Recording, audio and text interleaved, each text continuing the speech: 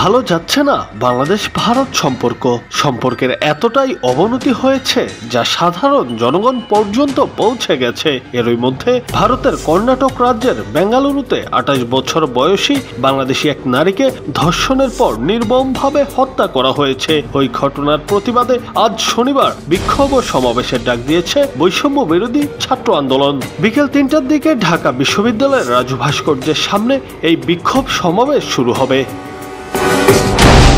গতকাল শুক্রবার বেঙ্গালুরুর রামমূর্তি এলাকার কালকেরে লেকের কাছ থেকে ওই বাংলাদেশি নারীর মরদেহ উদ্ধার করা হয়। দেশটির পুলিশের ধারণা ওই নারীকে ধর্ষণের পর হত্যা করা হয়। বাংলাদেশি ওই নারীর স্বামী একজন পরিচ্ছন্নতা কর্মী আর নিহত একজন গৃহকর্মী। ৩ সন্তান নিয়ে উত্তর বেঙ্গালুরুতে থাকতেন তারা। বৃহস্পতিবার কাজ শেষে বাড়ি ফেরার পথে এই ঘটনা ঘটেছে।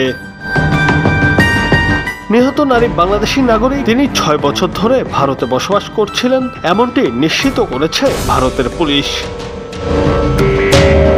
জুনায়েদ আহমেদ, বাংলা টিভি।